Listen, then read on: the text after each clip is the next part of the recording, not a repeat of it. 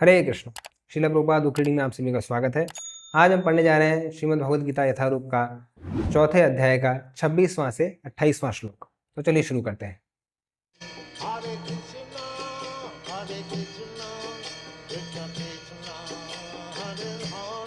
तो चलिए शुरू करते हैं 26वां श्लोक।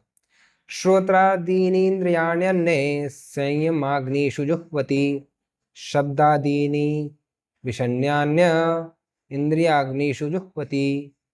अर्थात इनमें से कुछ यानी विशुद्ध ब्रह्मचारी श्रवणादि क्रियाओं तथा इंद्रियों को मन की नियंत्रण रूपी अग्नि में स्वाहा कर देते हैं, तो दूसरे लोग नियमित गृहस्थ इंद्रिय विषयों को इंद्रियों की अग्नि में स्वाहा कर देते हैं।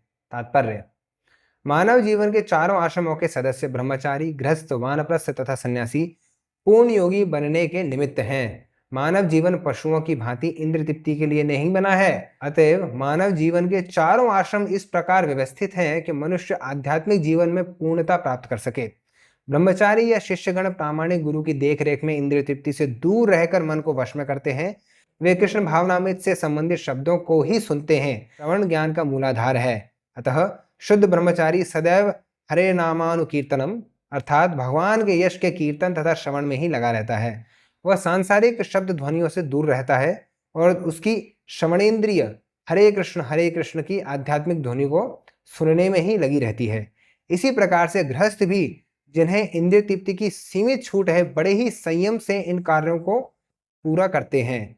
यौन जीवन, मादक द्रव्य सेवन और मांसाहार मानव समाज की सामान्य प्रवृत्तियां हैं, किंतु संयमित गृहस्थ कभी भी यौन जीवन तथा अन्य इंद्रिय तृप्ति के कार्यों में अनियंत्रित रूप से प्रवृत्त नहीं होता। इसी उद्देश्य से प्रत्येक सभ्य मानव समाज में धर्म विवाह का प्रचलन है। यह संयमित अनासक्त यौन जीवन भी एक प्रकार का यज्ञ है, क्योंकि संयमित गृहस्थ उच्चतर दिव्य जीवन के लिए अपनी इंद्रिय तृप्ति की प्रवृत्ति की आहुति कर देता है।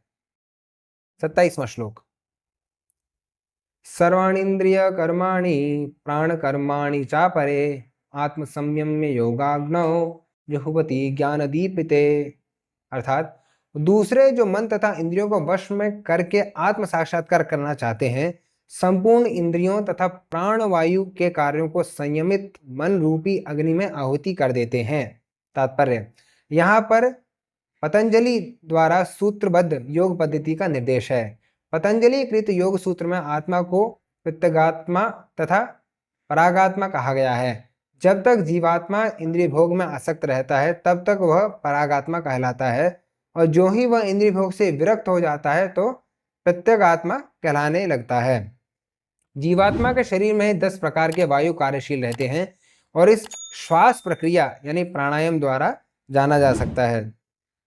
पतंजलि की योग पद्धति बताती है कि किस तरह शरीर के वायु के कार्यों को तकनीकी उपाय से नियंत्रित किया जाए, जिससे अंततः वायु के सभी आंतरिक कार्य आत्मा को भौतिक आसक्ति से शुद्ध करने में सहायक बन जाएं। इस योग पद्धति के अनुसार प्रत्यगात्मा ही चरम उद्देश्य है। यह प्रत्यगात्मा पदार्थ की क्रियाओं में प्राप्त की जा सकती है। इंद्रियां इंद्रिय विषयों से प्रतिक्रिया करती हैं तथा कान सुनने के लिए, आंख देखने के लिए, नाक सूंघने के लिए, जीभ स्वाद के लिए तथा हाथ स्पर्श के लिए हैं, और ये सब इंद्रियां मिलकर आत्मा से बाहर के कार्यों में लगी रहते हैं। यही कार्य प्राणवायु के व्यापार यानी क्रियाएं हैं।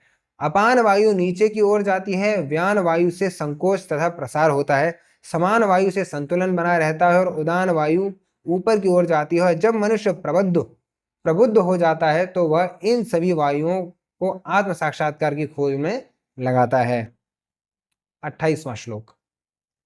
द्रव्य यज्ञस्तपो यज्ञ योग यज्ञस्तथा परे स्वाध्याय ज्ञान यज्ञाश्च यतः संशित व्रता।